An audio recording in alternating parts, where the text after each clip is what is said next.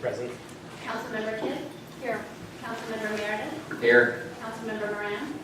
Present. Councilmember Sherman Warren? Here. Acting Manager West? Present. Attorney Greenwood? Present. Thank you. And let's go into the Pledge of Allegiance.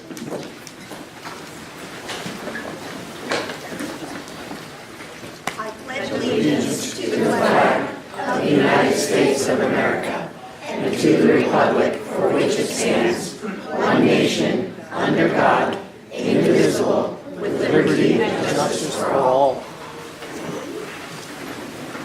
Thank you all. Thank you very much. Our first item is we have First Federal here.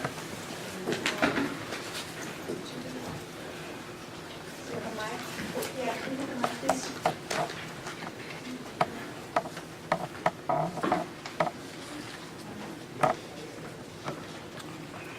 It is my pleasure here to welcome First Federal. They have been in our community since 1923, so welcome, welcome. And I will let you do the talking, or I guess I'll pass it first to Councilmember Kidd. Well, thank you so much, First Federal, for being a wonderful community partner once again. This evening, we are the recipients of the City of Port Angeles, the recipients of a check for $10,000 from First Federal to contribute to the new fences on the 8th Street bridges. I think that's fantastic. Thank you so much.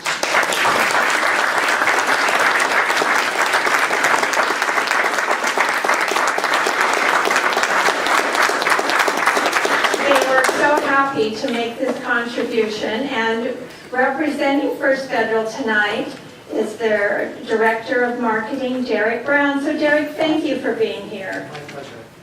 Thank you. On behalf of First Federal, I'd just like to say we're very enthused about the opportunity to partner with Sherry Kidd and the City of Port Angeles, and we're hopeful the completion of this project may assist in the prevention of any future tragedies. Wonderful. We're all working together. Thank you, First Ed, and thank you to the people of Port Angeles. It shows we're all coming together to make our bridges safe for all of us. Thank you so much.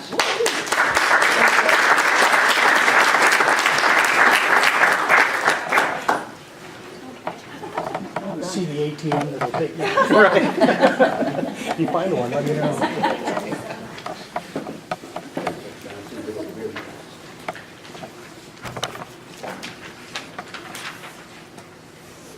All right, we are now on to public comment. We're going to probably spend a good 15 minutes or so on this. We have about 8 folks speaking, so let's get on to this. Brad Collins.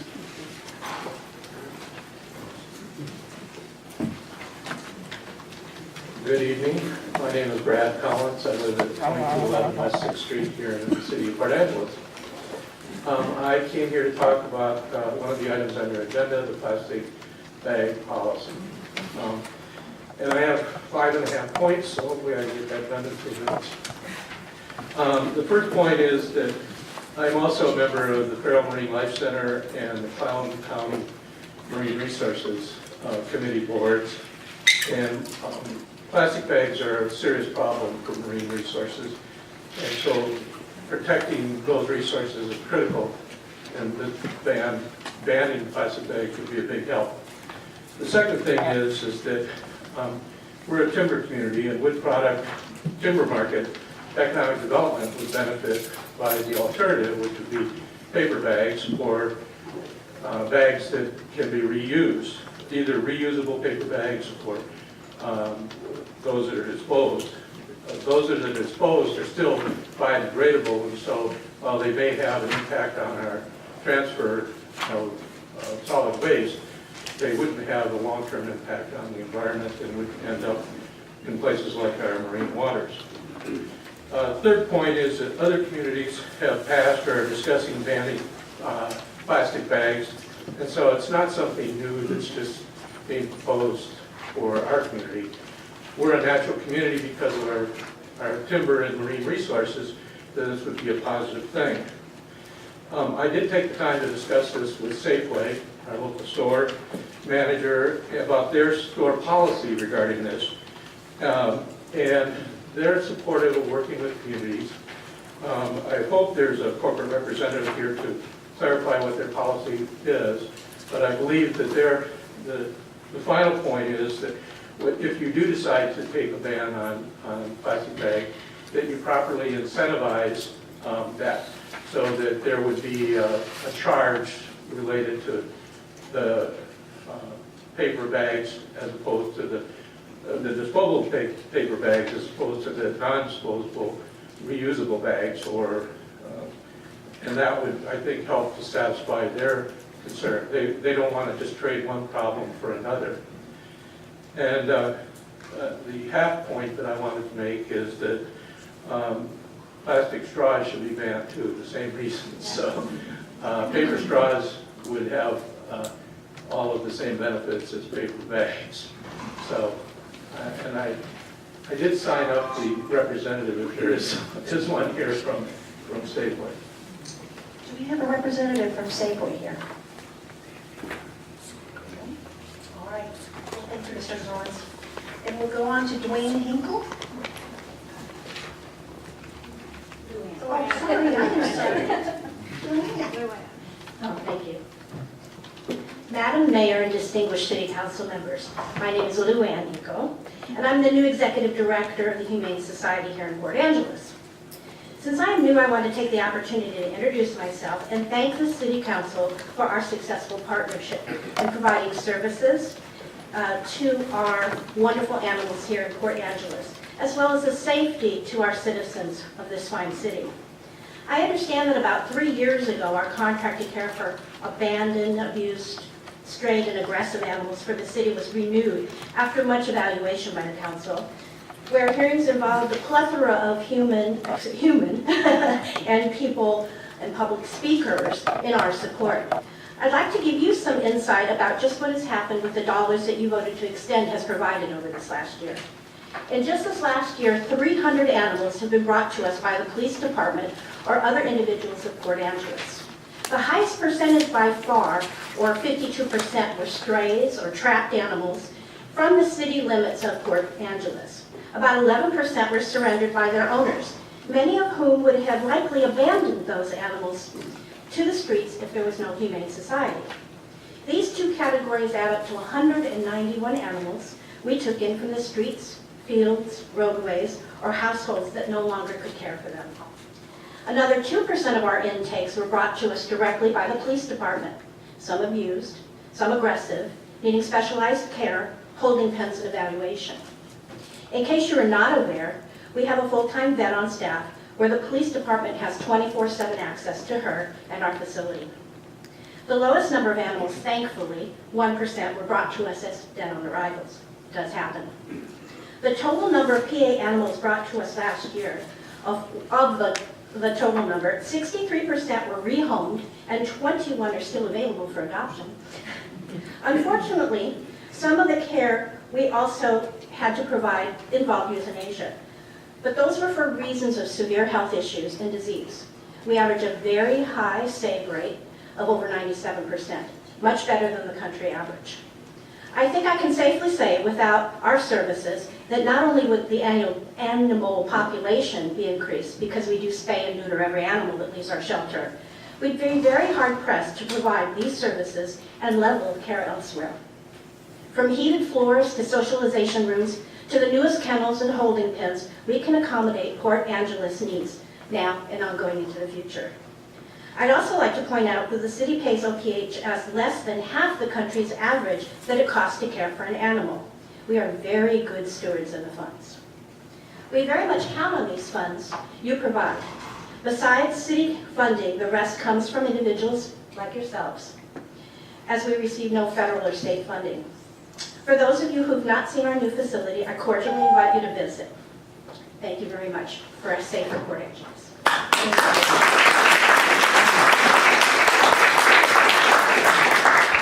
Elman?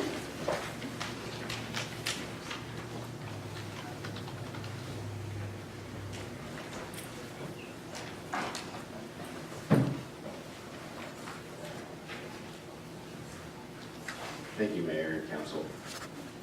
My name is Al Oman. I live at 214 Hancock Avenue, and I'm here to discuss the guardian screens, suicide barriers. It has to do with, we have a website. It's stopbridgejumping.com, and we're going to be holding a meeting on Thursday. So if you're interested, you can sign up on that website. The main thing that's really concerning to me is in the design of the screens, to make sure that it's virtually impossible to get over that screen. The way the design is set up now is creating a step, and this is just kind of a quick drawing. It shows the 8'8" and then the concrete traffic barrier, and then the aluminum rail on top. But that creates a step, and if you're standing on top of that step, it's 4'2" to the top of the screen. It also depicts the outside edge of the bridge is, I'm shaking like a leaf here. It also depicts that outside edge as not straight, but it extends outward. And so if you're building that screen on the outside, it would have to have a bend in it. And it's also textured, architecturally textured on the outside, so it would be really tough, I think, to anchor anything into it. The other concerns I would have for putting it on the outside would be the workers working over that edge, things falling onto the truck route. You'd have to close the truck route. Valley Street would have to be barricaded off for people walking.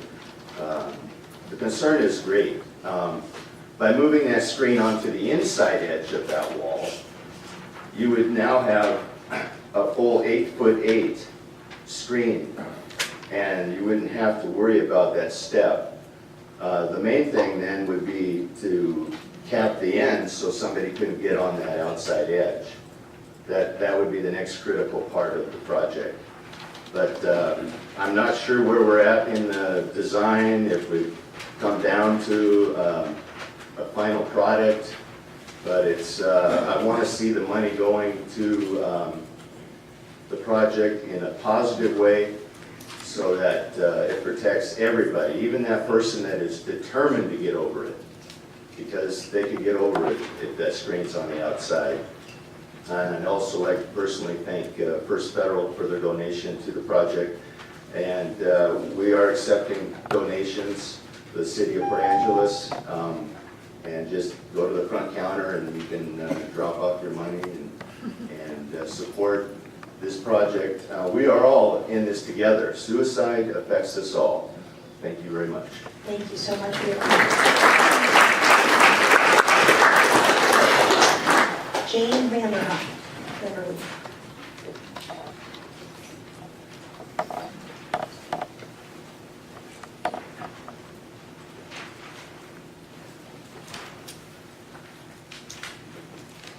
Good evening. It's nice to see the new city council sitting there.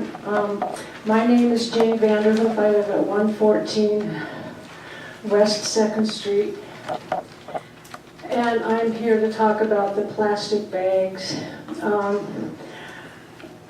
For about 5 years in the winter months, I went to live with my parents, elderly parents in Long Beach, California, right after they had instituted in 2011 a ban on single-use carry-out plastic bags in the city. And so I was trained for 3 or 4 to 5 months of the year to carry my bags in, and it was wonderful. I hardly ever forgot my bags, because then you would have to pay 10 cents for a paper bag, which of course are compostable, and you can also shred them in a shredder and put them in your worm farm, which is what I do too. So anyway, I encouraged the city council to put a ban on plastic bags for the reasons others have spoken about, and it really works. And now that I'm not going down to Long Beach, California anymore to help my parents, I keep forgetting my bags to take to Safeway or to Country Air, and I get mad at myself, and then I have to take my plastic bags back to recycle. And the paper bags, I don't even like to take those, but I'm getting older and I forget, so you'll help me to keep remembering to bring them if we put a ban on it. Thank you.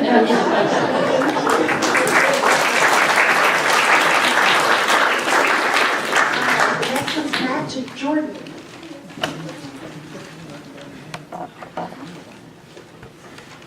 Good evening, City Council.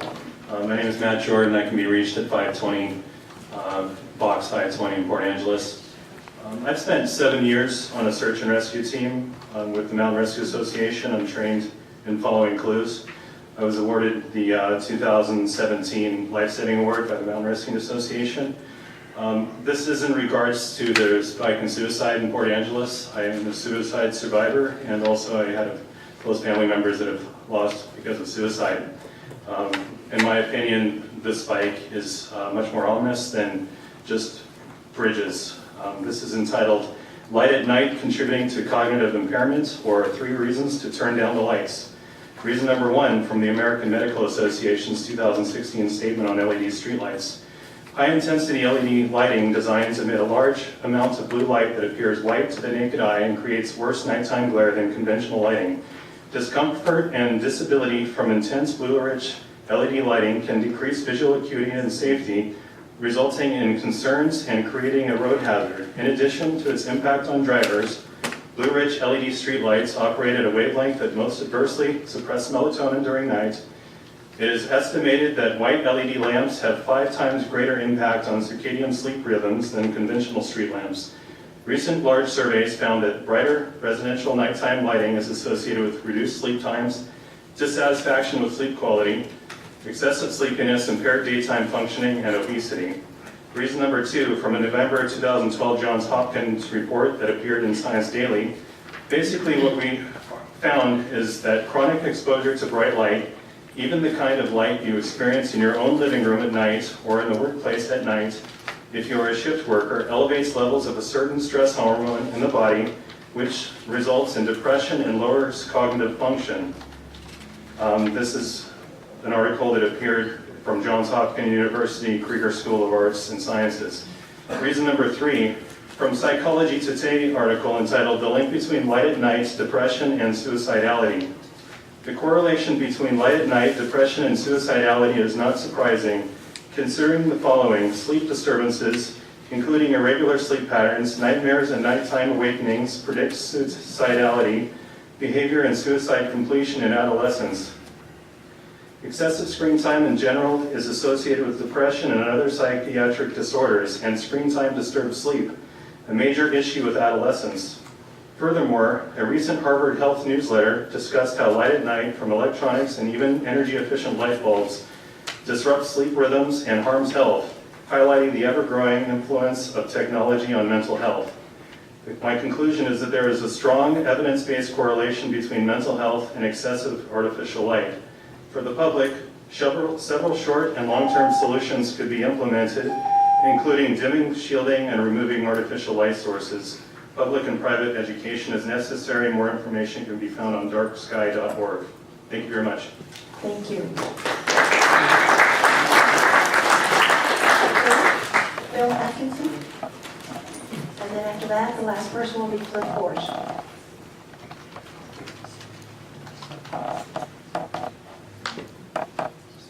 Good evening, everyone. My name is Bill Atkinson. I live at 1702 West 4th Street. I want to talk about bags. The plastic bags are bad news, no question about it. We all know what the facts are, I think. But there's one fact that hasn't been discussed very often, and that is that the bags are made out of oil. You know, that soapy stuff that you pour in your car. And also the stuff that gets on the streets and turns into tar.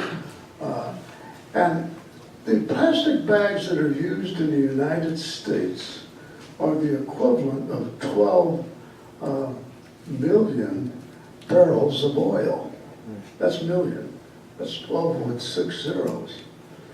And if you put all that oil in a barrel, a 44-gallon barrel, and you start stacking them up here at Port Angeles, they'd go on about 4,000 miles. Or if you walked along the border to the East Coast and down the coast, you get almost to Georgia by the time that you ran out of barrels to stack up. So I don't want to be part of that pollution, and so I try to return my bags. But like my dear old mother from Sicily would tell me, the road to hell is paved with good intentions, you know. So I return most of them, but you know, there's those that slip by and it's not a really big deal, but it is a big deal. So I'm going to urge you all to think seriously about the pollution of plastic bags, and it's just unnecessary. They have no need. There's no need for them. There's other ways around it. I grew up in World War II.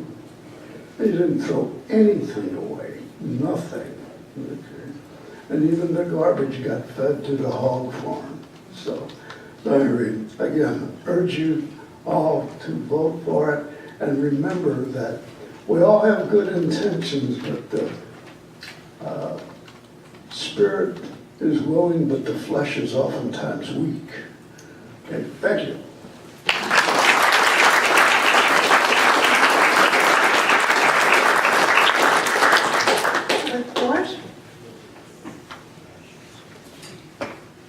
Cliff Force, Post Office Box 2963, Port Angeles. I'm going to change the pace a little bit tonight. I'm bringing up a different subject. I've been a roofing contractor here for 47 years, and this has always stuck in my craw. And I came and I spoke to the last city council, but I was right during the height of a real intense subject. And I was told by some council members to come back and reintroduce it when things had quieted down. And that is building permits for getting a roofing job. And it's not unusual for most of my roofing building permits that I get run between $200 and $300. And to some people that might not sound like a lot of money, but many of my customers who have to go out and get equity line of credit loans on their home, or max out their charge cards with checks, it's a lot of money. And I'd like to point out that these people are strictly trying to maintain their home. They're not structurally changing anything. It's like a paint job, except they're putting a new roof on. The label, a permit fee, would insinuate that they actually get something for their money. And they get absolutely nothing for that money. There is no inspection. Okay, the inspector would have to go up a ladder and get up on the roof and look and see. And if you want to look at, in many of the homes here, and you want to envision somebody going up a ladder and trying to walk on this roof to look at things and to actually try to figure out if the roof is put on properly. But basically, it just doesn't happen. These people are the job creators in our community. They are employing a lot of people. There's a lot of roofing contractors here, and they employ a lot of people. This money is a lot of money to them. In the county, we are not required to get a permit. And basically, we can put a roof on, you put the same house out in the county. We can put a roof on $500 to $1,000 cheaper out in the county than in the city. And it's not only just the building permit. It is things like the Uniform Building Code, with the new codes that have come out. That about 2 years ago that came out that required something that we never did before. But money talks, follow the money, and somebody lobbied to get it put in the Uniform Building Code.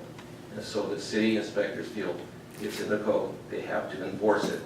None of us do it out in the county.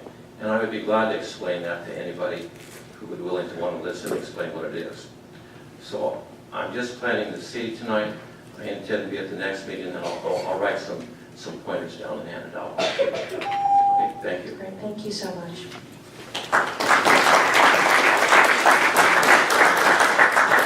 So I know that we have a lot of folks here for the presentation that's coming up. So there will be a time for more folks to speak at the end of the meeting. We will have another public comment space. So I think, Council, if you guys are okay, we should probably have the bag policy presentation first. What do you all think?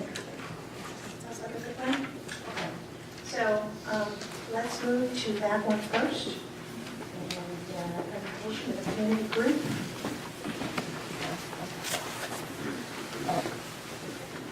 Hi, my name is Mindy Gelder, and I'm a community member, and many of you already know me. I'm a therapist in town and also a passionate plastic advocate. This is my nemesis, the bag monster. So I am aware of time and how precious your time is and our time, and I first just want to thank all the council members for just having us here tonight and for considering this issue and supporting us being here. And thank you, all the community members. As you can see, many of these members are part of the Port Angeles Plastic Reduction Coalition that was just started actually several months ago, and it continues to grow. And everywhere we go, we find a lot of support in taking action locally to reduce our plastic pollution and our plastic footprint. So I want to talk about one way of doing that. And I want to just briefly start talking about the overall global problem of plastic pollution and then talk about plastic bags specifically. So, there we go. So, over the past 10 years, we have created more disposable plastic than in the whole of the last century. 50% of all the plastic that we use is used only one time and tossed away. That plastic never goes away. It degrades maybe over thousands of years, but some may argue it never decomposes fully. It actually changes the chemical structure of where it decomposes, which primarily happens to be the ocean. 8 million metric tons of plastic end up in our oceans every year. It's equivalent to 5 plastic grocery bags full of plastic on every coastline in the world. So, if you travel the world, if you talk to scientists, if you see what's going on, you know this is not some hippie fad sidebar issue. This is a big concern for our world. Just a little humor, not so humor. Here's just an example of how we live. I have a plastic cart of disposable plastic products and impenetrable plastic packaging, which I'll pay for with plastic and put in plastic bags. You could save lots of steps and just throw it on the ocean right now. This is just a little humor for our night. Be a little depressing. So this is just a picture of a beach, actually, that's 100 miles from any human civilization. I was recently, just came back a couple days ago from Nicaragua, watched just tons of plastic washing up on the beaches, very remote beaches where turtles are coming up and laying their eggs. So I got to see it firsthand. We can also see it firsthand. We're not far. But this, we see it out there. It's out there, and it's not hard to find, even in our marine sanctuary nearby.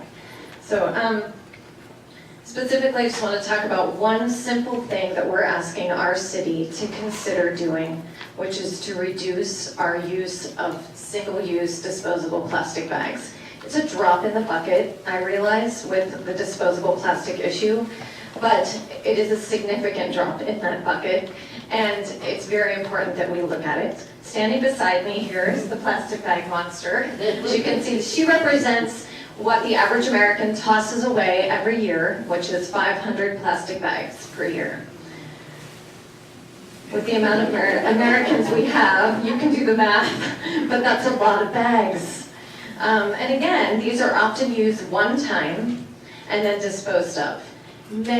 Most of which end up in our oceans. Just on the way here in the car, my son and I, who's up there talking to his dad, we counted out the window the amount of plastic bags that we counted just on the side of the highway. So I drove from O'Brien Road to here.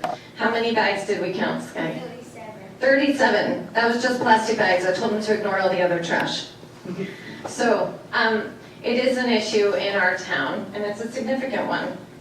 So annually, 500 billion plastic bags are used worldwide. 100 billion of those are in the United States. Someone already spoke today about the amount of oil that consumes, but it is 12 million barrels of oil per year. That's a lot of oil. The destruction that those cause just to sea life alone, plastic bags alone, are known to cause over 100,000 marine animals deaths every year. This is what a plastic bag looks like to a sea turtle. They blow in the wind. You can see them hanging from trees. It's not a very pretty sight. Sometimes they're really hard to get. When you're collecting garbage, it's very frustrating. Find them up in the trees, but it's common. While we don't have sea turtles here, we do have a lot of things that it does affect. This is just one small example, but oftentimes when whales are beached, their stomachs are lined with plastic bags. This one happened to be lined with about 30 plastic bags. So here's some of our local sea life. This orca was also found with a lot of plastic garbage in its stomach. So we are a coastal community. We live next to a national park. We live next to a marine sanctuary. It is vital that we take a step, and that we take a real step. As is already mentioned, and as a psychologist, I can also speak to the fact that most of us are living our lives focused on the here and now, on what we see in front of us. Most of us are not living our lives stepping back and looking at the world from a distance. And so we're not making decisions necessarily. So sometimes we do need to be motivated to do that. And that's what a bag ordinance does. It just helps motivate people to reduce their use, to think about it. And it really will help serve, as a model for other communities and make Port Angeles a leader in our state. Just one more thing I just want to say about what happens to the plastic bags. Over time, they do break into microplastics, which then another way that it's affecting us is it gets into our food chain. It gets into the bird's food chain. This is zooplankton, phytoplankton. It actually has been found that microplastics, when they break down into small, non-visible fragments, they get absorbed into plankton. And so plankton eaters, now you can cut a sample of their tissue, and a high percentage of the chemical structure of plastic is what you're getting. So they're eating plastic. Our salmon all have it in it. So it's in our food chain. We're eating it. And the health effects, we've all heard the health effects of BPA. I got to go to a plastic summit recently and speak to a lot of scientists who spoke, a lot of these scientists were involved in the research that actually proved BPA was harmful to humans.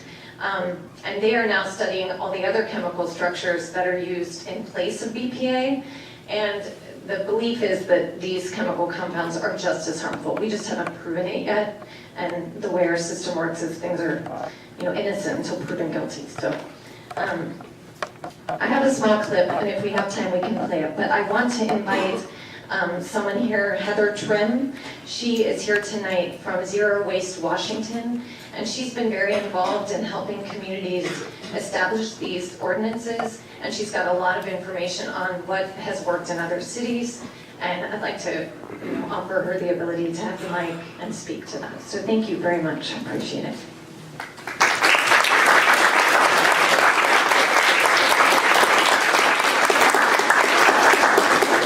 So good evening, Mayor and Council. Could you speak to the mic so that it gets recorded as well? Okay, great. So good evening. My name is Heather Trim. I'm with Zero Waste Washington, and my address is 816 2nd Avenue, Seattle. And Heather, if you minimize Mindy's presentation, yours will be up as well, along the bottom of the Acrobat icon. The black icon. There you go. how do I make it? Is that good? Is there a way to make it full? You can go to File, full screen.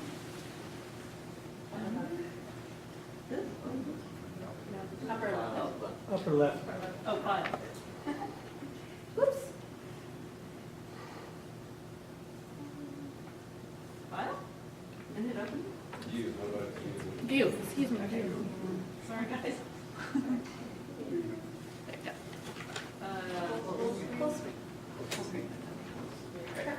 Oh, this is the end of, this is the end of the talk.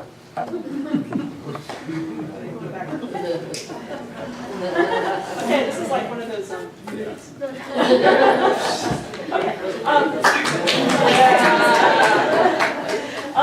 So I have been, our organization helps support communities who are interested in doing bag ordinances and also food ordinances, which include straw bans in Washington State.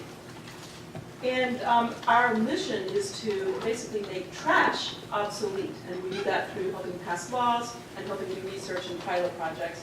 And we have 7 focus areas, one of which is plastic pollution reduction. So I'm going to do a little bit of the numbers for plastics. So you may have heard that by 2050, we're expecting to have 50-50 plastics to fish biomass in the oceans. But shorter term, the UN is actually based on, using this stat, based on credible science in terms of where we're seeing things right now, that by 2025, we're going to have a 1-to-3 ratio. 1 pound of plastic for 3 pounds of biomass in our oceans. And as Mindy said, plastics are sort of new. They've only been in since basically World War II. And what's shocking is that half of all the plastic that's produced in the world has been in the last 13 years.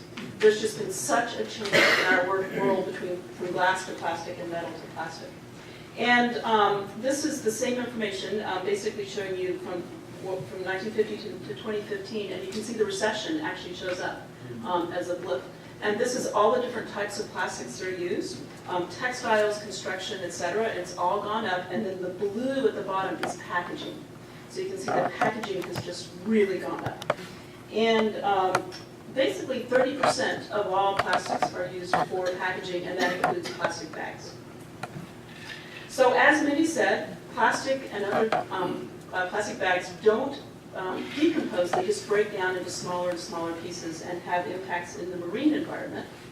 And in addition, we have other problems that come from plastic bags. So one is the issue about if you have curbside or material that's your yard waste and your food waste that's going to compost, they have a hard time getting the plastic out. They try, but it's very hard for them to do that. So this is a plastic facility in Everett, and I did the tour, and when you look closely at the mounds of the finished product, you could pull out the pieces of plastic, even though they had tried very hard to get the plastic out.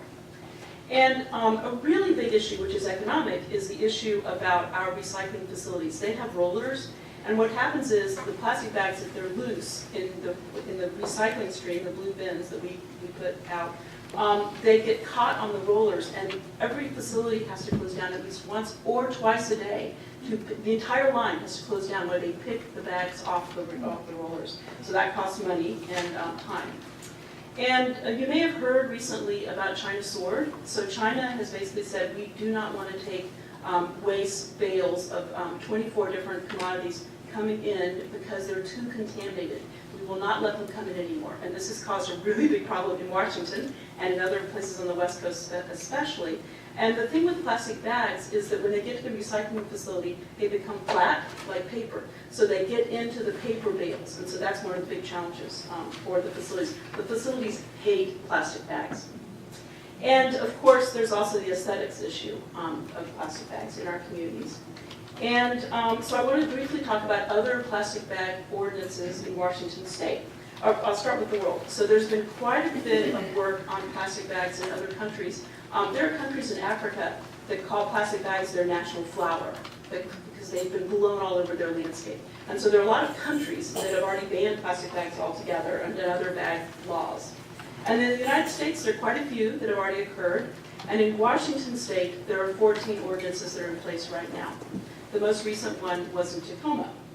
And so now I'm going to talk about what the most recent ordinance has in it. And this is, most of the ordinances all the ordinances are actually very, very similar.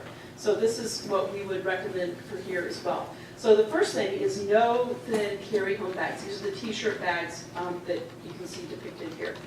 And that you would then charge 5 cents for the paper bags, the heavier, bigger paper bags, reusable bags, and the store keeps the 5 cents, and that's really important. So it doesn't go to the jurisdiction, it's not a tax, it's a fee that then goes to the store to help offset their costs.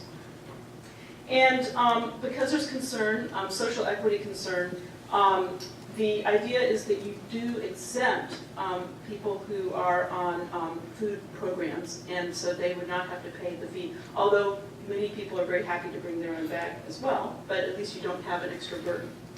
And fast food.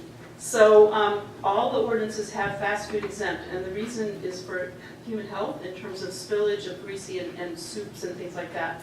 Although the idea is to encourage paper, and a lot of retailers, fast food places have already gone to paper, and so this is, it's just that from a health code perspective, that's why this is there.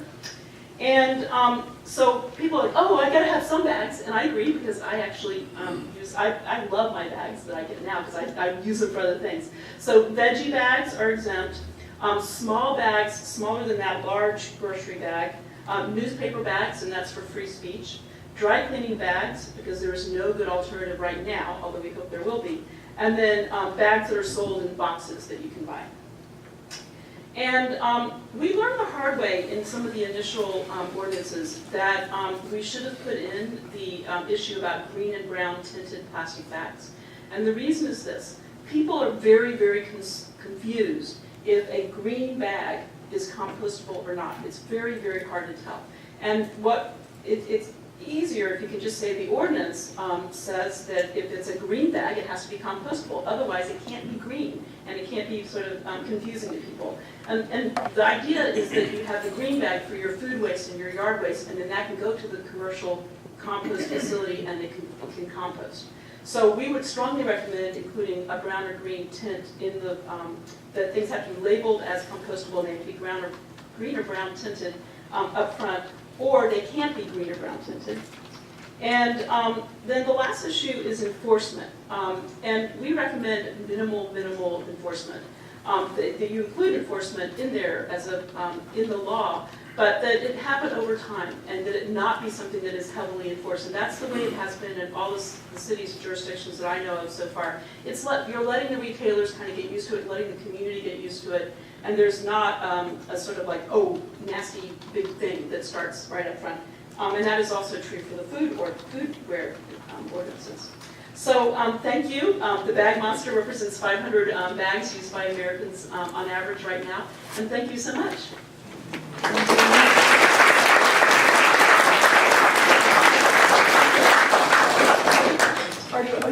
Did you all get a copy of the, okay, so what you have in front of you is an example of the ordinance that was passed in Bellingham. It's just an example that gives you a better idea, so you can look through that. And then there's also a handout on frequently asked questions about the bag. And I just wanted to do one brief comment on the financial piece that I forgot to mention. Is basically it costs only 1 to 2 cents to produce a plastic bag by manufacturers. But the estimation for costs of local and city governments is that it's about 11 billion a year. And that's very significant. So it costs us money, doesn't really influence the corporations that make the bags, but it does cost us a lot of money in tax dollars and other to clean up, to process them in landfills, you know, all of these things. So it is, I think, also a financial just decision as well. Thank you. And if you guys would stay there, does council have any questions for our presenters?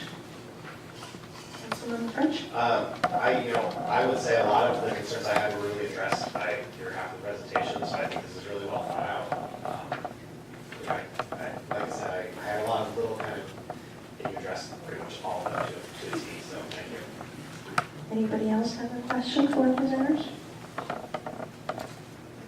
Thank you. Well, thank you so much Thank for the you very wonderful much. presentation.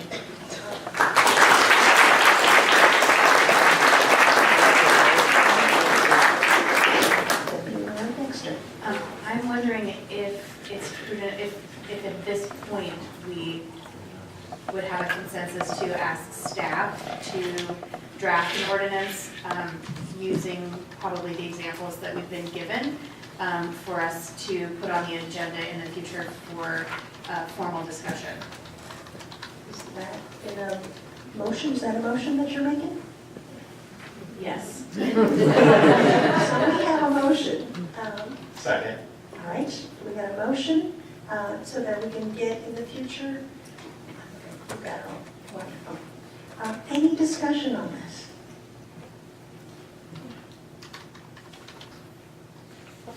No discussion coming? Okay, Well, Councilman. This was very interesting and educational, and I think that's so important that we can educate the public as to our concerns. I believe that it's so important that we as the council set good examples and educate the consumer, and because I believe education comes before legislation. So I'm hoping that we as the council can promote education. Just as a city, we had this most successful campaign to shop local. It was very successful. I believe that we can, I think that we should produce a campaign to reduce the use of paper bags, because many people, as Ms. Vanderhoof already said, many people already take their bags to Safeway.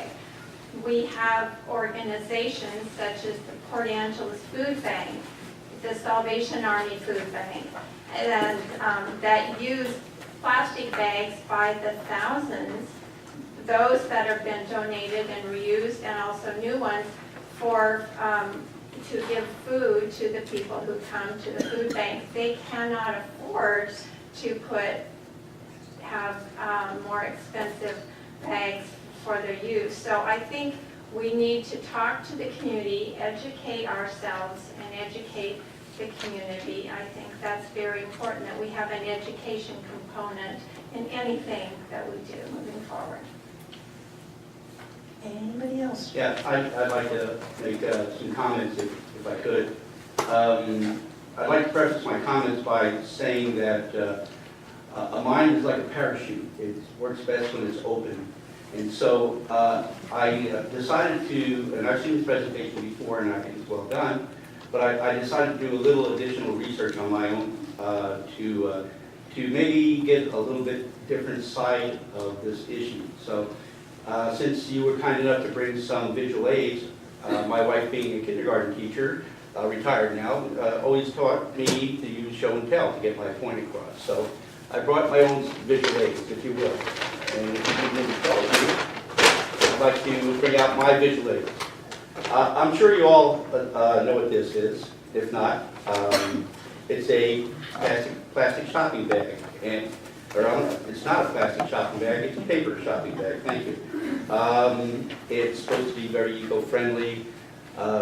There's an unpublished, right now, environmental study that shows that this may have some CO2 implications that are maybe more harmful than has previously thought. It's actually maybe even more harmful than HDPE. But anyway, having said that, I went to Safeway and I got this bag, and you know how I got it? I asked for it. And they gave it to me, no problem. And there wasn't any ordinance required for me to ask that, and there was no ordinance required for them to provide me this plastic bag. So this paper bag, I keep saying that, you guys have got me brainwashed for it. The paper bag is, by the way, this paper bag costs 40 times, we were talking about the economics, this paper bag costs 40 times what it costs to produce this. So is there an economic impact on using the paper bags? Absolutely, 40 times more. So not only would the store be obligated to pass this along, but this would also put an extreme, I think, additional burden on our small businesses that would have to comply with supplying this material as opposed to this, which is very flimsy, and it takes, as I said, 40 times to do that, to produce 40 times more expensive to produce that. This is, and I thank you for your gift tonight. I happen to bring my own shopping bag. This is a reusable shopping bag. This reusable shopping bag here is a combination of cotton and polyethylene, and it takes 10 times more energy to produce this particular bag than it takes to produce this particular bag. 10 times more energy. And because it does have, it's not all cotton, it does have a breakdown component that lasts a lot longer than you would think. So they're not as ecologically friendly as one might believe. And the thing that my research showed, and what concerns me the most, is this is a health hazard. I've looked at a study that says bacterial and viral health hazards of reusable shopping bags. And it goes on to talk about the buildup of bacteria and yeast, mold, and coliforms in reusable shopping bags. 64% of these bags tested had some level of bacteria in them. These bags are also not just used for groceries. They're used for other items such as toting your laundry, your gym equipment, and so forth. And so you might be using them one day for toting your dirty diapers, and the next day you're using them for your groceries. So that's what the study showed. The 75% of people who use these bags do not separate the meat from the produce or vegetables. 97% of the people who use these bags do not wash them. Okay, so your idea about good intentions, okay, everybody has, oh, I'll keep this clean and so forth. The study has shown that 97% of people who use these bags do not wash them. They're kept in the backseat of a car, the trunk of a car, and pets and animals will lay on them, and then they'll be brought to the grocery store to be used for groceries. Does the word cross-contamination mean anything to anybody? There is no plastic, there is no bacteria ever found in these plastic bags. Studies were shown, ABC television did a study on this, and there's also an interesting study that was done in San Francisco. And it says there are increased deaths, there are an increase in deaths and emergency room visits after plastic bag ban. San Francisco County in California was the first major jurisdiction to enact a ban on plastic bags in 2007. Grocery bag ban and foodborne illnesses, the authorities discovered that death from foodborne illnesses increased by 46%, or 5.5 deaths after plastic bags ban for the county was implemented. Emergency room visits increased by 34%, or 40 deaths, or 40% over the year. In other words, deaths increased by 5 to 15, and emergency room visits increased by 40. So anyway, the point being is San Francisco, one of the cities that we would consider a stalwart or leader in this industry, has found that by totally banning plastic bags has been detrimental to the health of the community. In Oregon, there was a norovirus incident where an entire soccer team became ill because food was transmitted in a reusable bag. The influenza virus is transmitted by these bags also. So if you have influenza, the flu at home, and you touch these bags and you bring them to the grocery store, you're transmitting the flu virus. I've interviewed not only the Safeway store manager, but I've interviewed a number of the checkers at Safeway. And they tell me some of the checkers will not even touch these bags. They make the shoppers load their bags themselves because of the odor and contamination that is evident in these bags. So education is paramount. But so what the answer is, I'm not really sure, but I'd like to talk about other things than imposing an ordinance. I don't know if you know what this is. This is plastic bags. Okay, this is a decking material made completely of plastic, recycled plastic bags. It's called Trex. Michael, you've heard of Trex before? They take recycled plastic bags and they turn them into decking material. So the alternative is not to fill our landfills with plastic bags. One of the alternatives to me would be to recycle them. There's in Vancouver, Washington, Vancouver pilot program moves beyond bags. It was a citywide effort. It got the schools involved, and I see you've gotten the schools involved also, and recycling and collecting plastic bags. And they made it a citywide effort. Don't throw those plastic bag wrappers or that encase your rolls, toilet paper, and so forth. It has a future as a composite lumber. This is from an article written in the Vancouver paper. So I'm having a difficult time right now justifying an ordinance that imposes something on people that before we should do that, we should look into the possibility of what we can do to recycle these plastic bags, turn them into alternative products that are more energy efficient. In Oregon, they observe recycling polyethylene into other products consumes less energy than making new products from scratch. I see a future business opportunity here in Port Angeles by recycling these paper bags and having a recycling center, and not just a composite technology, but going beyond that. So, again, I'm not convinced of the need to impose an ordinance on our citizens who have, I believe, enough good judgment to recycle their bags, and maybe we can move forward with a new industry and bring additional jobs to Port Angeles. So I'd like more input, but right now I'm not totally convinced that this ordinance is necessary. Anything else like to? Start with paper bags first. Most of the timber companies out there, in order to sell their logs to the mill and then to sell that lumber to a store, it has to have a good forest stewardship stamp. That means they get audited. They have folks that come out, they check these logging landings for any material left behind. So those paper bags are made out of pulp. They're made out of chipped up, essentially leftover junk wood the bears have got into, or the tops of the trees.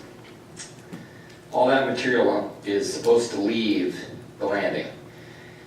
Now the price of that barely justifies getting it out of there, because there's not enough demand for that product. And I think that there should be enough demand for that product to at least make it viable to truck it out of there, since we have to truck it out anyways. So, as far as the Trex decking there, we spent some time hauling sawdust from Port Angeles hardwoods to Nevada, where they spit that stuff out like a Tootsie Roll. I watched these folks dig through the plastic as they shoved it up a conveyor, and I would seriously like to know the percentage of plastic bags that went up that conveyor, because most of the plastic I saw go up was big, huge sheets of plastic, and plastic like used for crating around products. And I'm not sold that that is a viable product. Anybody that has that type of decking, there are problems with that in certain weather. And the cloth bags, whatever they're made out of, some type of fabric bag, if you choose to bring in your dirty bag, in my opinion, that is your problem to essentially get sick from that. But before we had plastic bags, I had this conversation about something else with somebody today. How in the hell did we ever survive 20 years ago, 30 years ago, 40 years ago? I don't get it. You know, we were talking about changing a tire. Everybody calls up AAA. The tire's in the back of your car. The manual's in the glove box, and the jack's in the trunk usually. I don't understand what type of society we've turned into that is disposable. People say they reuse those plastic bags. How many times? Twice? Maybe once before it rips out? I can name more than one time that I've carried plastic bags to the car. I tell you what, they broke. They don't hold up. And I don't know if they were a little different 10 years ago, but now there's a reason why they put 2 items in those plastic bags, because they're junk. The seams split out of the things, they don't last. And I've tried to save plastic bags. I have a drawer right above my garbage can. I pull a plastic bag out thinking I'm going to reuse it. I bet you 8 times out of 10, there is a hole in the bottom of that plastic bag. It's pointless.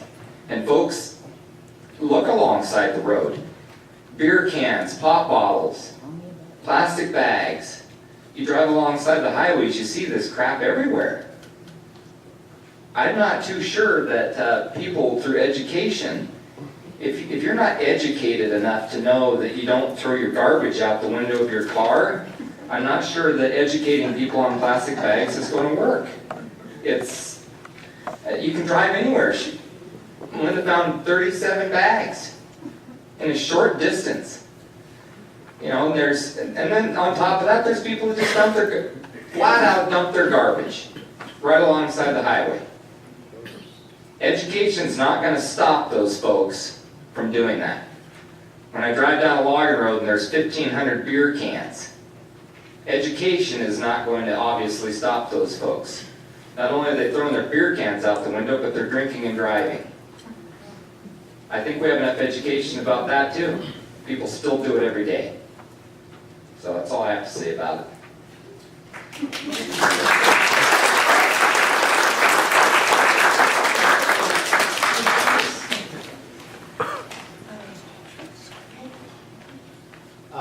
You know, there's going to be a lot of points on both sides of the debate, and you know, we can discuss that in the future. And with community input, I think that we will be able. We're not going to be able to solve all aspects of this debate with one city council meeting. But I think one really underappreciated point is the aesthetics. And we're a community that relies heavily on tourism. When tourists come into our community, when they see disposable trash, wherever they see it, when they see us using it, that reflects poorly on us. And I think that some small change, one big benefit of this is showing people that are coming to our area that we value the environment, that we value our area, we value the beauty, and if it means that our lives are a little less convenient, that's fine. And I appreciate your comments from Councilman Meredith, but I do agree that education is going to be a big part of this. This is going to be a change to our lives, and we need to respect, one of the big points that the quality that I had before was about the low income factor about that, and that was addressed we will be addressed by the ordinance. And so this is a bigger debate, and we'll definitely, I definitely want to see this come back so that we can have an open public forum so that people can have their say on both sides. But I really think that we're underselling how big of a deal the aesthetics are. So, thank you.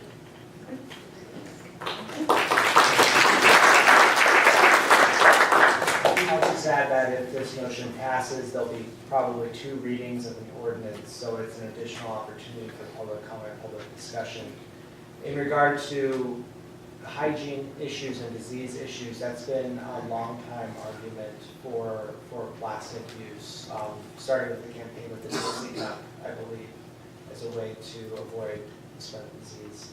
And it's something that, my understanding from the zero waste presentation, there's certain exemptions proposed in those policies to address some of the issues around communicable diseases. And I generally support the comments of Councilman Meredith as well. Anybody else want to speak on this issue? Well, then I'll pipe up. I totally agree with folks as to supporting this ordinance that we will be discussing to see if we can get rid of these plastic bags and educate the folks about some of the hygiene issues of some of the cloth bags so that folks understand that as well. think we need to have the education on both sides, so I am grateful for this discussion. So we have a motion on the table and a second. Last chance for any comment. Okay, so all those in favor of the motion, please say aye. Aye. All those opposed? No. No. No, no at this time, because education before legislation. So we've got, 2 to 5. All right. This may be a- Madam Mayor, The motion can I passes. get some additional clarification for staff? Based on what we've heard this evening, it sounds like council would like staff to bring back an ordinance as soon as that is able to be drafted and presented back to council. As mentioned, there would be 2 readings to an ordinance, there would be public hearings scheduled, and staff can move forward with making that happen. Based on what we've heard this evening, I'm anticipating we're looking at the Bellingham model. Is that correct? I would suspect that that would be a good beginning to do that. As well as the exemptions mentioned in the zero waste presentation. I just want to clarify that. And I think that if you include those in there, it'll be easier in the discussion for the public to go ahead and whether we want to keep them in there or take them out, but at least they would be in there for the first reading. And I would also add to make sure that the brown and the green tinting is included as well. Anything else that council? Okay. So I want to thank you all. I think at this point, does anybody need a break? Do we need a 5-minute break, or do we just want to continue? Okay, then we shall continue. We'll go back to the beginning of our agenda. So late items, folks are here. We have one late item. I would like to add an item to recognize the long-term contributions of Mr. West. All right, guys, it is his 45th birthday today, so can we all sing happy birthday? Happy birthday to you. Happy birthday to you. Happy birthday, dear Nathan. Happy birthday to you.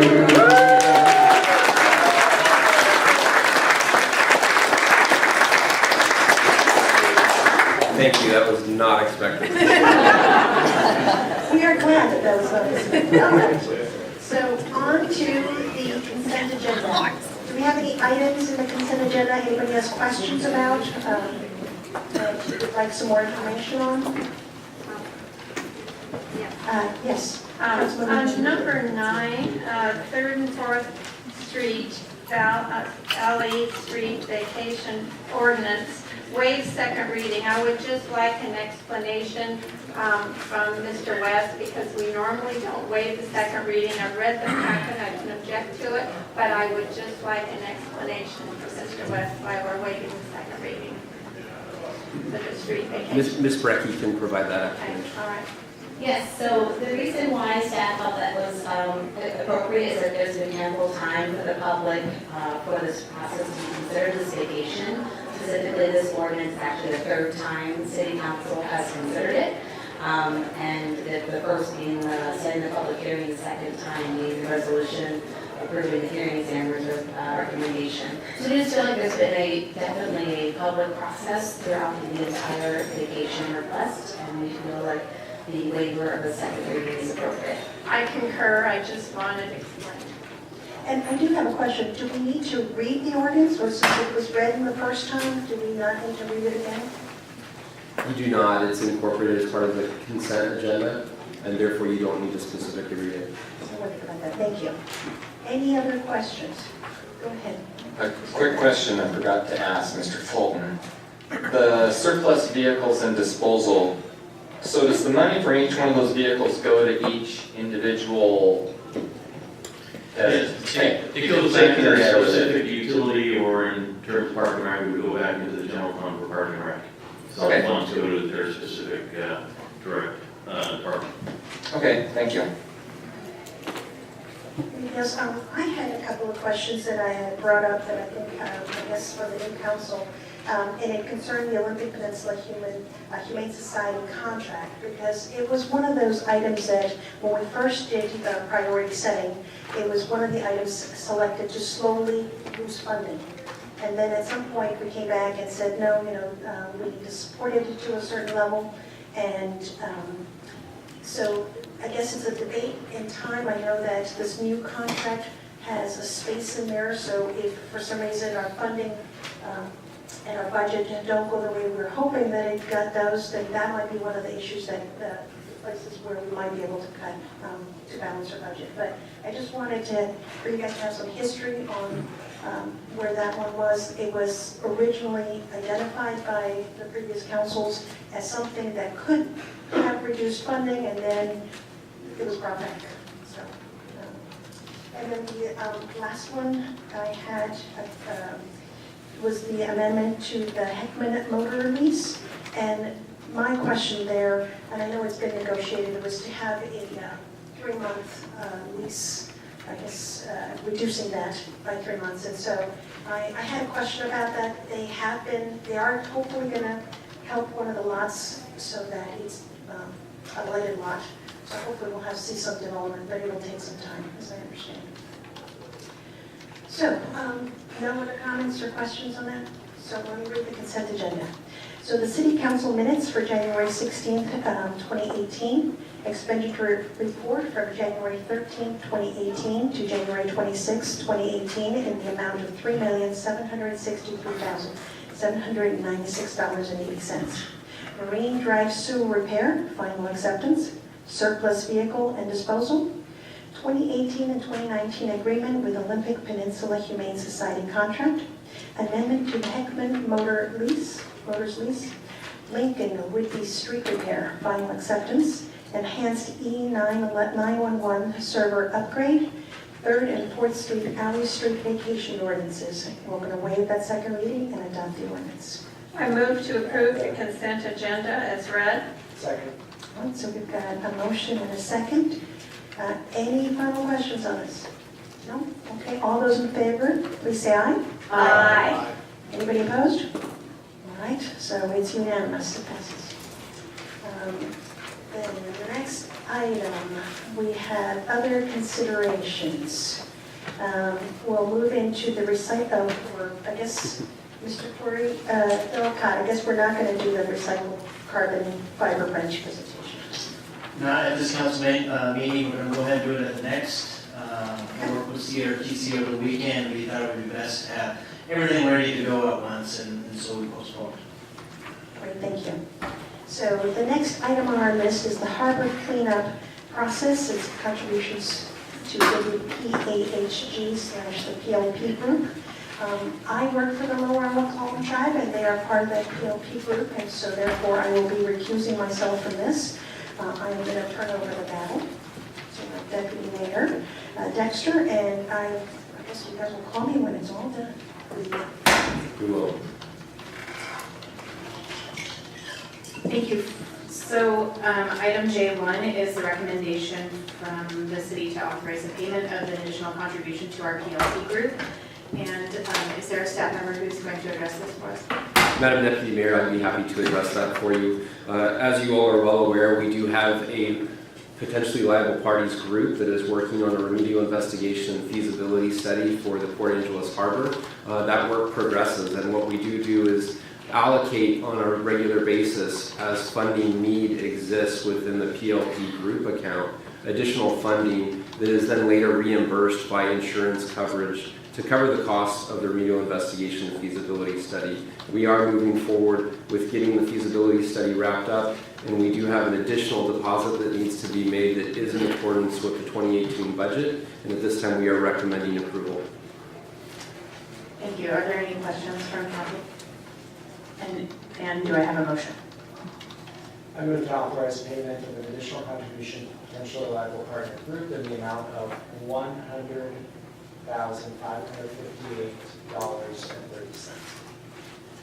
Second. Any further discussion? All right. All those in favor of the motion, please say aye. Aye. Aye. Any opposed? Motion passes. Thank you. Can someone grab Sissy's phone? Thank you.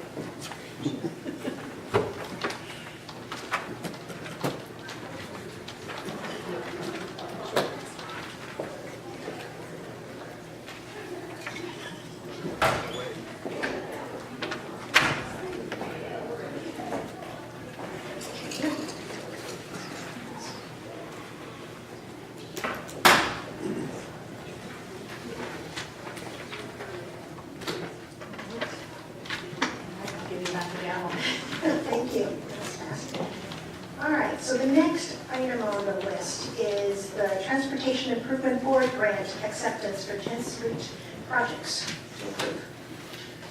I've got that one, and before I go and talk about the grant itself, I just want to talk a little bit about this exciting project. And I know, probably only an engineer can find asphalt exciting. No, we all do. So just a little background on this project, because a lot of things came together over the last 12 months to make this happen. This project's been on the books since the 1990s.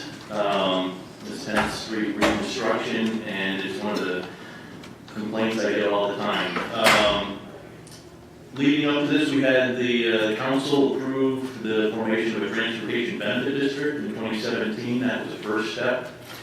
The public then went forward and approved the sales tax to now fund that transportation benefit district. That's where we got when you ever get a state grant, you need a matching fund from the city, which we did have with our city and street budget. With that sales tax in place and knowing the funding was going to be coming in 2018, we moved forward to submit a package for 2 projects to improve 10th Street, hoping we get one of them.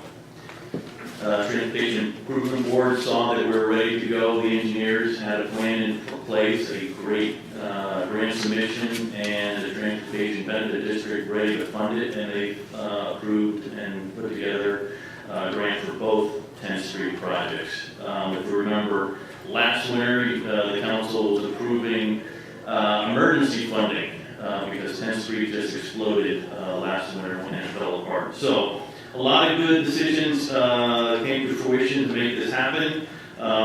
When we went forward with the sales tax, we said 10th Street was going to be our priority project for Transportation Benefit District. And we're keeping our promise to the public that it is the #1 project we're going to push forward with the state grant, the first step in that process. With that, I think all the facts are in the memo. It's about a $1.8 million project. Part of it from M to N Street improves the walking of children to Hamilton School, and then the I to M Street just improves the asphalt surface. So we take care of a lot of problems in that area.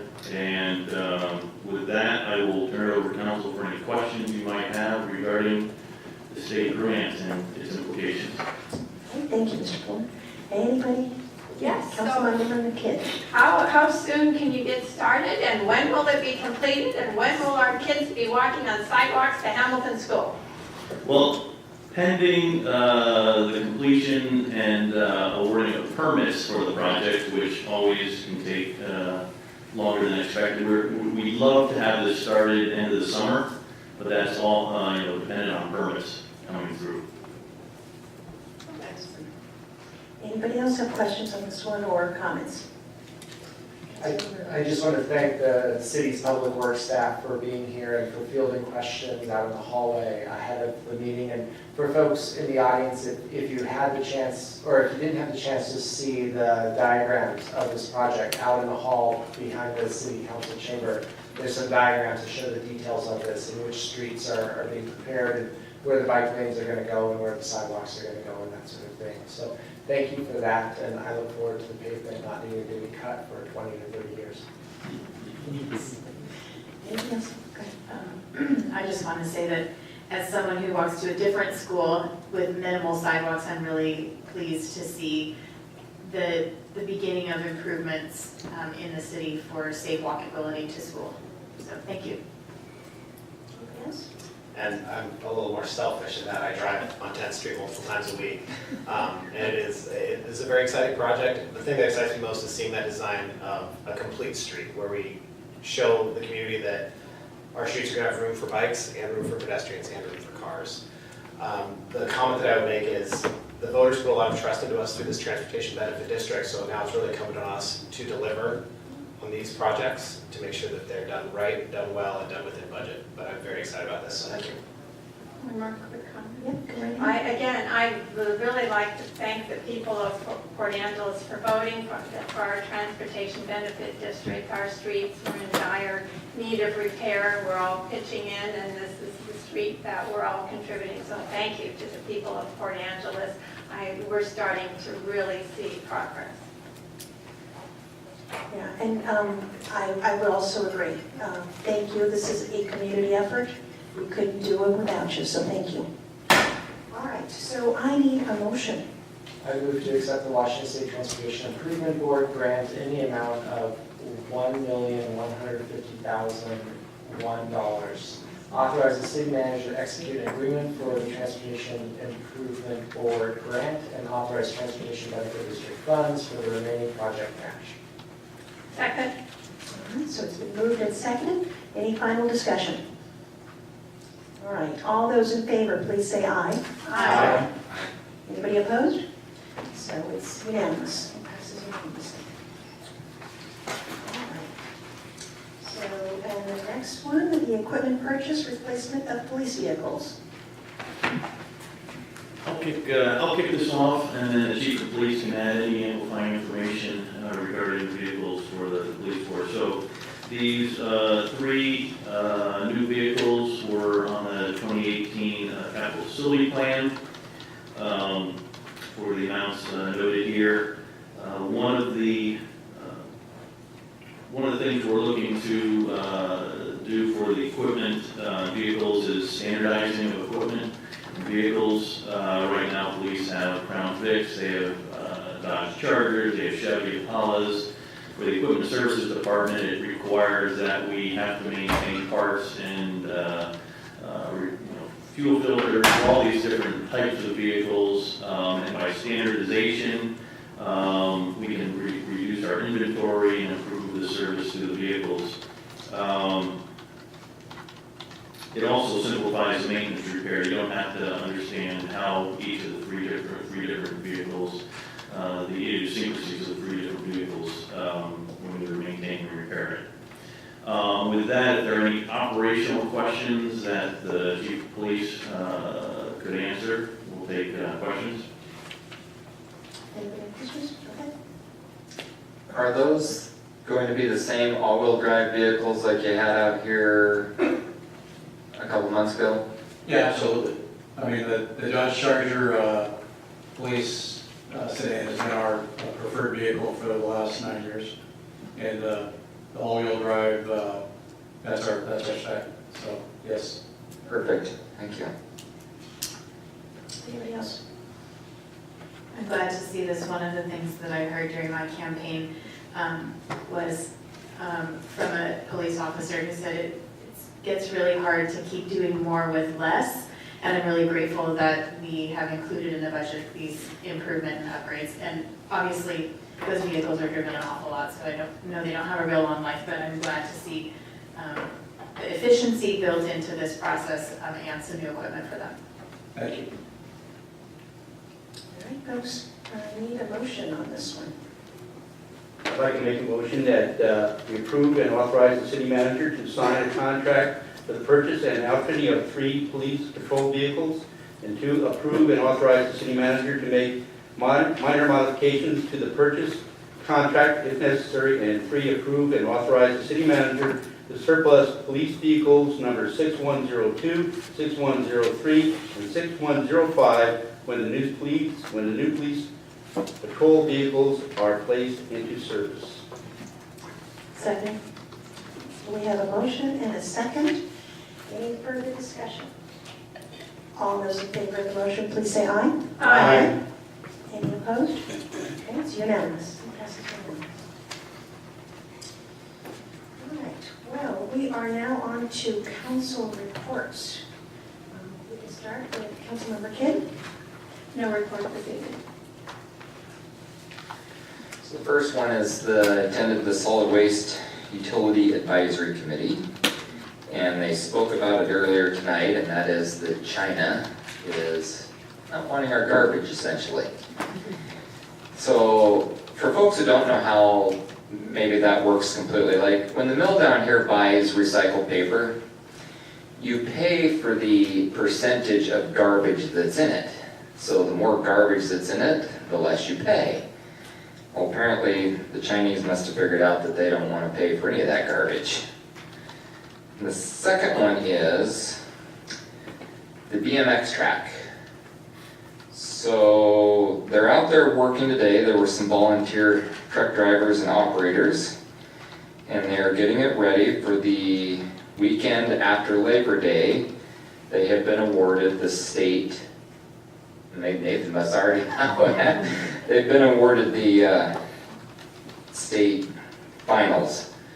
And this can bring up to 3,000 people with the riders and families and spectators. It went to Port Angeles because Port Orchard was not a big enough facility to handle everybody, and the BMX ADA, I think it's called, knows that the Port Angeles track is being refitted, and I want to thank the lodging tax dollars for helping them out, and also the city for helping them out with the purchase of the starting gate. So they've already started to get that ready to go, so anybody that wants to drive by there and watch it come along, I encourage you to do so.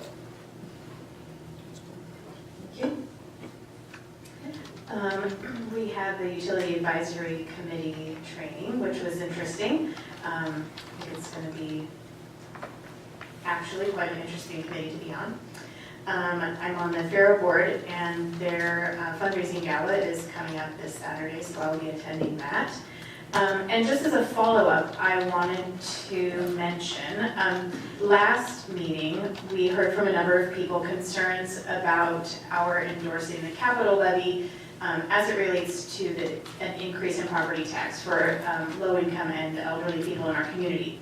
And I wanted to make sure that people are aware that through the assessor's office at the county, there are exemption opportunities for people to explore. I don't want to get into all of the details, but for people over 61 and meeting some income criteria. So I would encourage people to let people know about that if they are concerned about their property taxes at this point. Thank you. Let's see, due to a work conflict, I'm not going to be able to continue to go to the Collin County Homelessness Task Force meetings for the next couple months, so I just want to put a pitch in to see if any of the council members would go. It's not something that we officially sit on, but I found it to be really useful. Jason Beata from the police department often goes, and one of the firefighters for the city goes, just in her personal capacity. I've learned a lot about the state social services for homelessness issues in Collin County. It's a really good roundtable group of people who are involved. That's a lot of overlap with the Shelter Providers Network, but it's run by the county. So it's a Collin County Homelessness Task Force. It meets Tuesday afternoons at 2:30, and I just want to put a shout out. It's not something we officially sit in on, but I've learned a lot about what's been going on locally from being involved in that, and I'm not going to be able to do it for the next couple months while I sub for somebody who's on maternity leave. I've attended the Bicycle Advisory Committee meetings, and Bicycle Advisory Committee is planning a Bike Everywhere month in May. So there'll be a number of events. Last year they did it as a week, and they had multiple events on every single day. That was a little too much, so now they're basically spreading that out over the course of an entire month. So the month of May is Bike Everywhere month. And then the Economic Development Corporation put on a business capital meeting in this room several weeks ago. Deputy Mayor Dexter attended as well. And that was 5 different public finance or financing organizations talking about how to do business loans in the community. So it was a really positive thing, I think, for people who have business ideas. A lot of people in the audience had ideas that they were looking at, figuring out how to fund for their businesses. Several local banks were there, First Federal, Sound Community Bank, and Kinsat Bank, as well as 2 other organizations that I'm totally not going to names right now. Craft 3. Thank you. And what was the other? Let's see, Sound, Kinsat, First Federal. Yeah, it was a state organization. Both Craft 3 and the state organization are nonprofit lending institutions. The North Olympic Development Corporation is another organization on the Olympic Peninsula. It serves with Collin and Jefferson counties.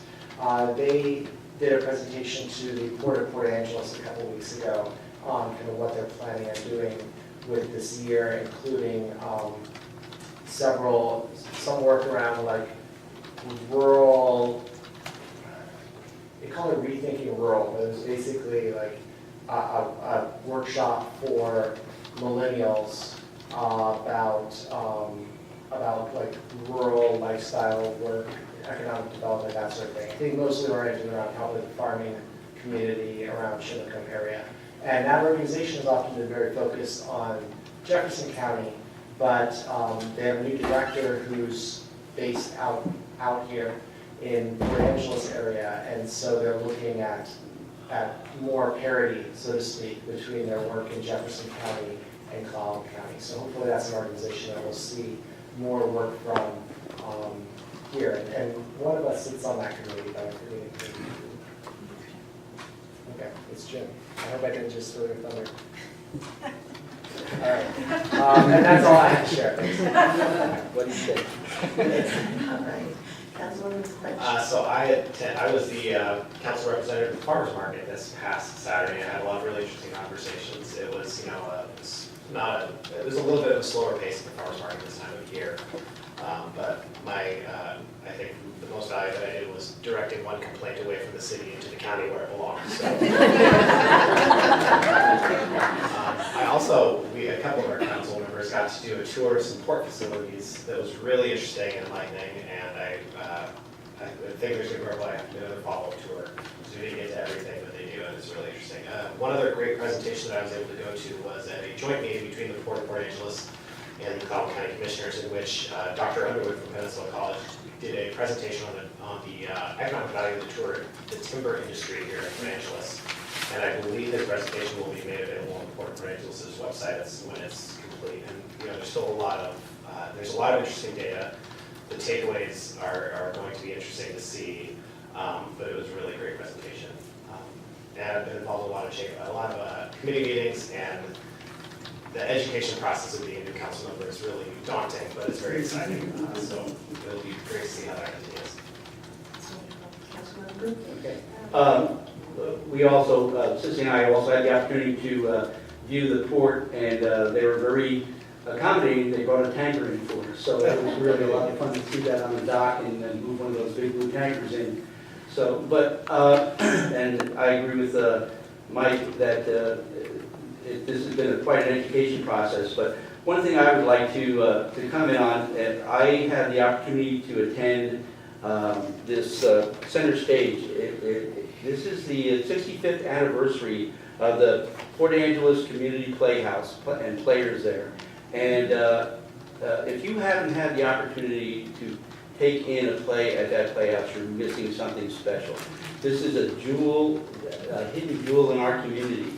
This is Webster donated the property 65 years ago, and she said, if you don't build a playhouse, I'm going to build a used car garage there. So they decided to build a playhouse instead. We had it was a fundraising activity, and unfortunately I brought my wife and she brought her checkbook. And so it was a very expensive evening, but we did able to win a gift certificate from this little eclectic restaurant in downtown Port Angeles called the First Street Haven, I believe. And we're looking forward to enjoying a meal at the First Street Haven. But please, if you have the opportunity, attend one of these plays. They're extremely talented. And the young man sang something from not Phantom of the Opera, Les Mis, and I thought the house was going to just break out in tears. He was just amazing. So anyway, that's my report. Wonderful.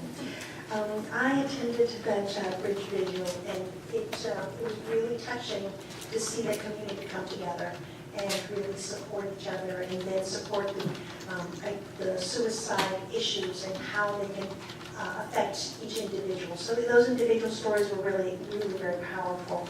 On another note, there will be a pickleball tournament here in February, the 10th through the 11th. We're going to have folks from Victoria, we're going to have folks from all over the place. They come And so it'll be 2 days of pickleballing. Are you going to participate? Um, You're the pickleball queen. I thoroughly enjoyed, I will be helping with some of the scorekeeping and things like that.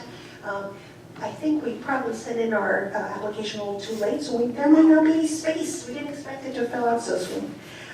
Anyway, so we also attended the AWC City Legislative Days, and something that was very exciting there, Paulsboro was talking about the way they have this navigator that works with the police. And so I was thinking, oh my goodness, now here's this program that works with a navigator, that works with the police, that when they see someone who's homeless or someone who's having an issue with whether it's drugs or mental health, there's this navigator that helps walk that person through all the different social services that we have.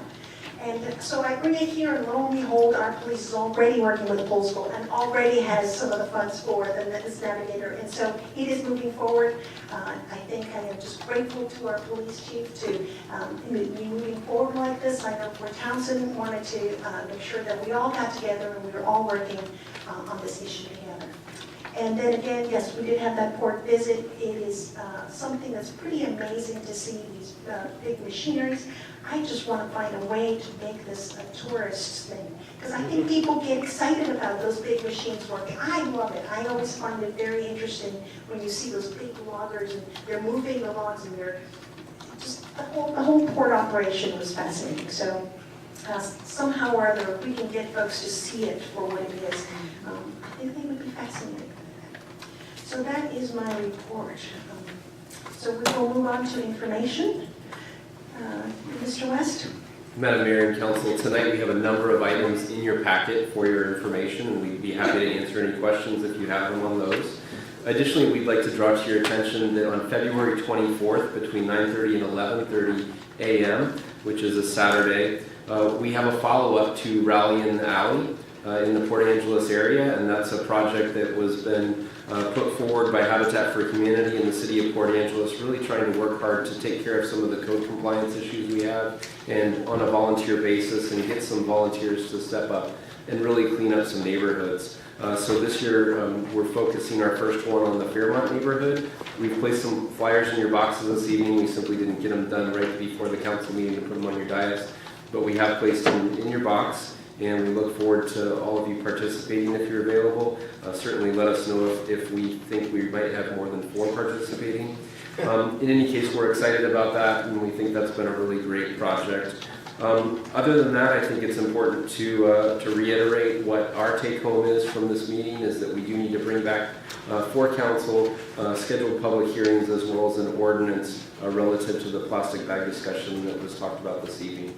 And we plan to do that. Thank you. Thank you, Mr. West. So we are now on to the second public comment period. So at this point, anybody who would like to speak to council about anything, please go ahead and step forward there, name and address for the record. If you guys want to, you can just start line up or however you care to do it.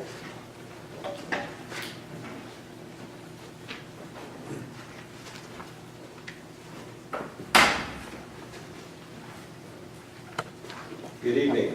My name's Ed Chad. I live at 307 West 6th Street, down the block. And I was very pleased to see a good presentation about an exciting potential initiative for our community. I'd underscore what Commissioner French said about sometimes a thing that you can do maybe in its physical import may not mean that much, but in its psychological import and in the impact that can have on your community, it could be very, very big in the long run. Along the lines of that potential ordinance, I would recommend that somebody consider looking into some of the informational background that would help you better understand the decision that you may be about to make.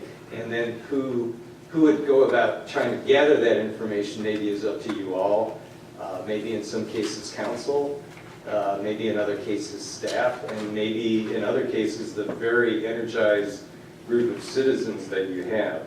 But some of the issues that might be worthwhile to know a little bit more about as you make the decision. First of all, potentially getting feedback from cities that have adopted the ordinance. See if you can find out from them what the pluses and minuses have been, pitfalls that maybe could have been avoided. Input from impacted businesses. Again, possibly forming some kind of a focus group, just to find out from them if they see potential impacts. I know one of the issues that Councilmember Moran mentioned was that evidently there are checkers that see bags come through that really scare them. They don't know what to do about it, and it might be worth talking to the businesses ahead of time about issues like that. And for that matter, some of the big grocery stores have unions, and it might be worthwhile getting some union input as well on that issue. Also along those same lines, try to get some information about potential public health risks, whether they can be mitigated, the role of education in that mitigation, and an interesting issue that Councilmember Meredith brought up, which is to what extent is a risk a public issue, and to what extent is it a private issue? And of course, it would seem like the ones you really want to try to avoid are the public risks. Can I go on another minute? Go ahead and just summarize it. Okay. Also, it would be great to have an estimate of how many plastic bags you might be saving from the landfills or the landscape.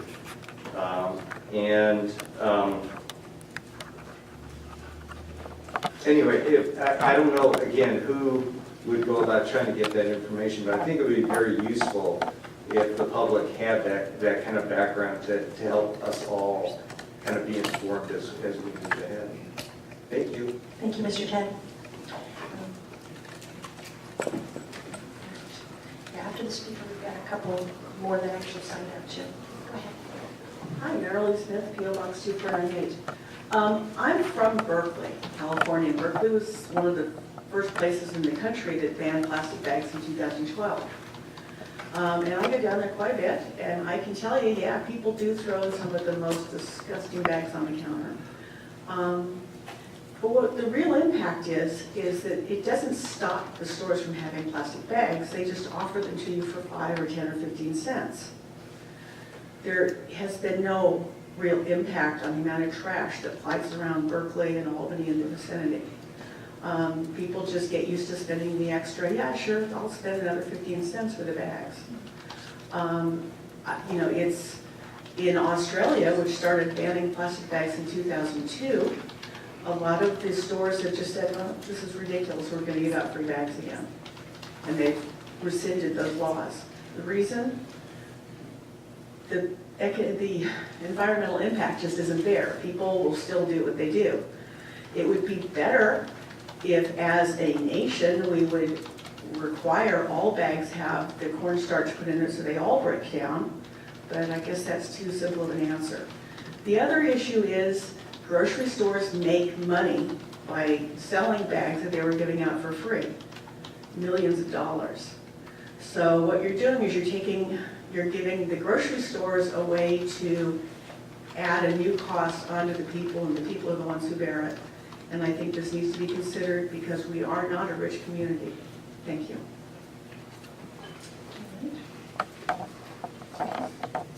Hello, my name is Nicole Harris. I live at 1122 Dundry Drive. I actually have a comment about plastic, but I drive down 10th Street all the time, so I'm excited that that road is going to be improved. Thank you. So I am a member of the Plastic Reduction Coalition, and I'm also a member of the Olympic Peninsula chapter of Surfrider Foundation, and we protect where we play. And I just want to say, as a 21-year resident of Port Angeles, and to, I think, reiterate Councilmember French, we live in a destination. We have an Olympic National Park that is one of the top 10 visited parks of our nation. We are fortunate to have a federally protected marine area off of our coast that protects one of the most diverse and productive marine ecosystems in the world. And as we have millions of people visiting our peninsula and coming through Port Angeles as this gateway to this amazing landscape, and personal friends who live in California and Seattle, they are surprised that we still have plastic bags as an option in the store. And again, to agree with Councilmember French, it shows that we care about this area. We're all here for a reason, and I think it is critical that we stand up and protect it for the reason that we're here. And just to address a few comments that I heard, we had some really engaged youth that were here today from stores or from local schools, and a couple of those youth in our plastic bag monster handed out some bags. They had 100 bags to give away at grocery stores as part of the Franklin Mac program. And their estimate from the time that they were in front of the stores is about 10% of people are currently bringing bags to the store. Many people who they offered the bags to said, oh, no, I have so many bags at my house, I don't need them. And then they would walk out of the store with a grocery cart full of plastic bags. The intention is there, and as the gentleman said earlier, unfortunately intentions don't give us this, nice road to the right place. So sometimes that initiative is needed in order to help people make those changes. And as far as education, I'm a huge proponent for education. I believe in education. I think it can work in conjunction with legislation and help us build community. Through the Plastic Reduction Coalition, we have addressed the food bank as a community that we see they currently use plastic bags, and one of our members is, he volunteers at the Swim Food Bank. And it turns out those plastic bags aren't that great for carrying a lot of canned goods that they're walking away with. Often they're walking, and they love the idea of reusable bags. And so on that education initiative, I think as a community, and there's a lot of really engaged and motivated people right now, if we use that to provide bags and ease this transition of reducing our single-use plastic, I really encourage you to be our leaders in this. Thank you. Thank you.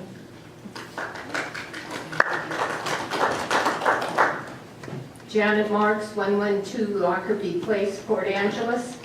And first of all, Commissioner Moran, I really question the source of your information, particularly on the health issues. It sounds suspiciously like an ongoing propaganda that's been around forever from the chemical and plastics associations. So be very careful who you quote. And then I have a question. Are you going to make the proposed initiative available to the public prior to your next meeting where you come to discuss the initiative? It will appear in the package, so yes, Okay. so it'll be available to the public. Okay, thank you. So we've got two names in here, Darlene Shanfield, but I don't see her here, she's already left. And then the other one is Reggie Nelson.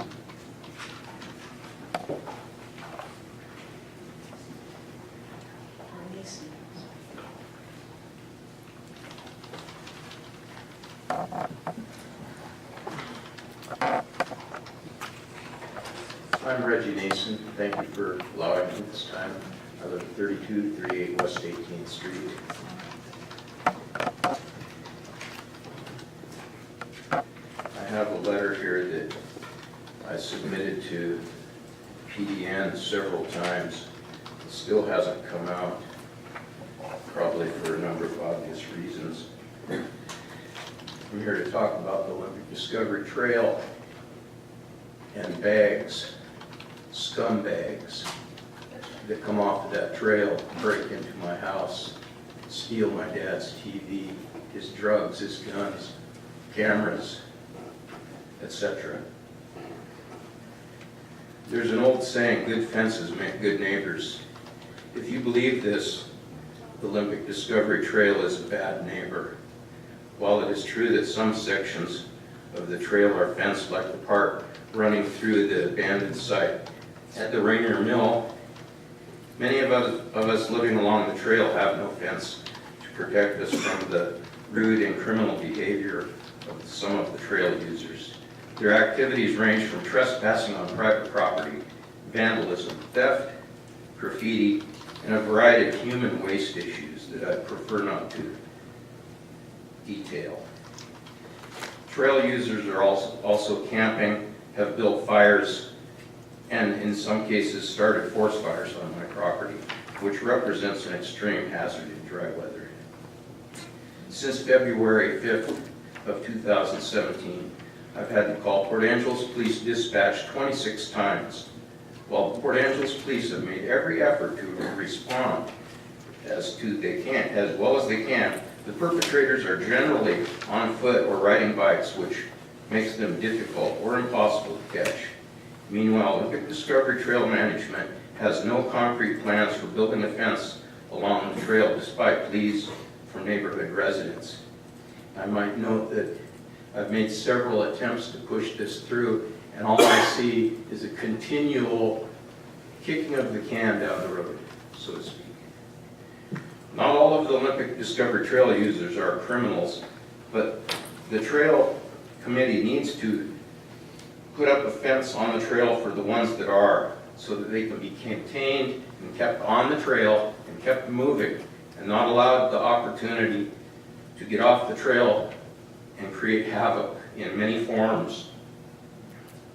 If it's true that one day this trail will run from Port Townsend to La Push, properties along that route need to be aware that they can become crime victims once the trail is in their backyard too. Thank you. Thank you, Mr. Yates. Anybody else who would like to speak?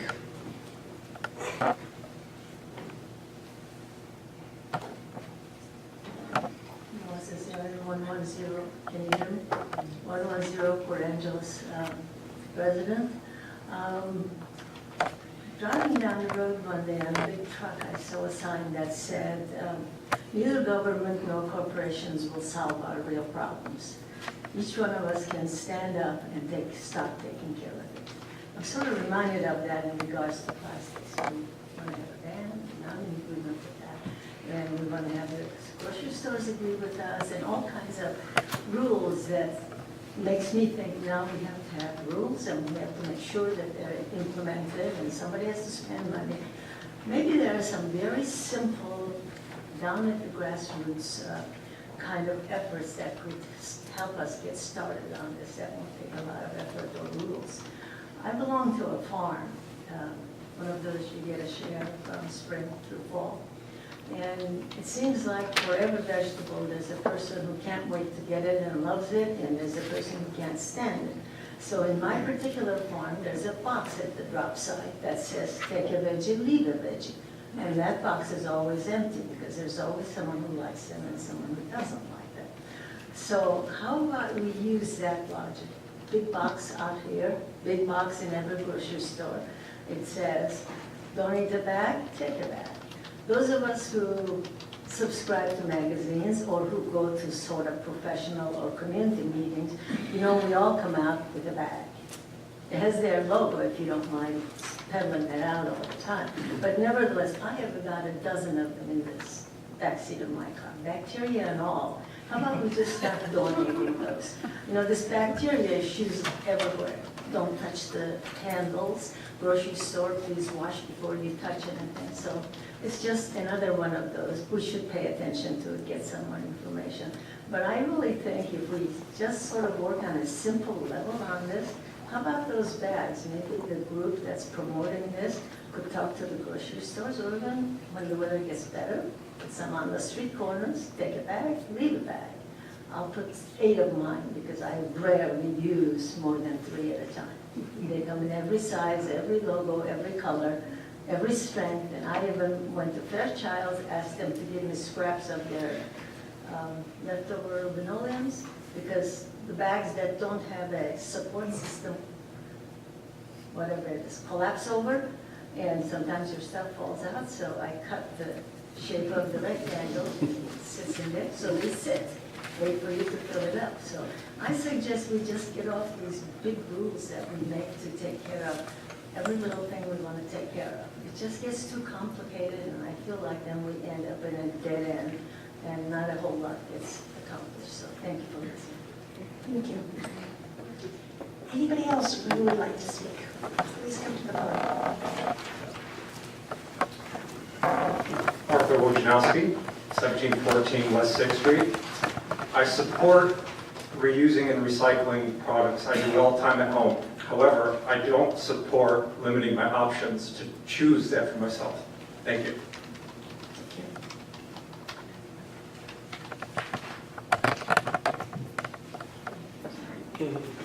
Sorry, short.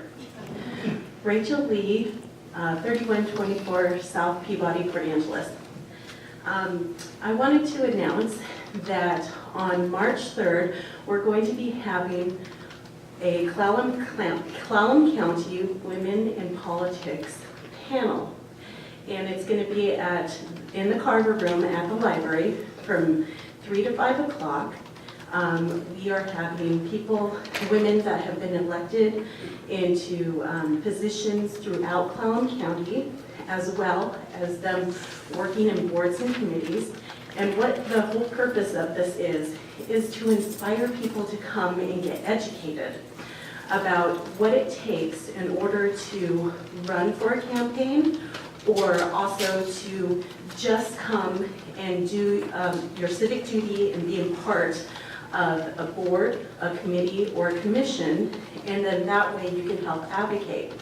I know a great deal of many of the council members that already you guys are on boards and committees, but I'd like to invite all of you to come to this. It's on, once again, Saturday, March 3rd, in the Carver Room in Port Angeles Library from 3 o'clock to 5 o'clock. And it's going to have people from Sequim, Forks. We're going to be having people from Jamestown talk as well. And also to thank you, Sissy, for being a facilitator in this, because I think this is going to be very empowering in our community. And I would like everybody in here to go to this. It doesn't matter if you're male or female. Come inspire people. Maybe it might get you to jump onto a board, committee, a commission to help out our elected officials, because those spots are also open, just like what Mr. Sherman Warren was talking about the homeless task force. There are spots open on those right now for us to be on it. So I would hope that one of the councilmen or councilwomen would like to step up in there and go to that. It's very informative. There's a whole bunch of agencies in there, so you get to learn firsthand what's going to be happening. So please come to that. I would very much love to see all your faces, and city staff too.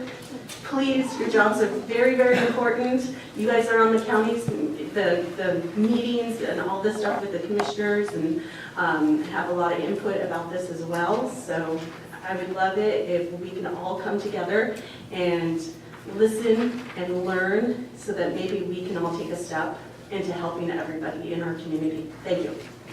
Thank you for that. And it's true, because I know at least 2 positions are going to be open in 2 years on the council, so we will need replacements, and mine is one of them. So anyway, so think about that. It would be good. Anybody else who would like to come and speak? No? All right. Well, in that case, we are adjourned. So thank you so much for coming. Good night.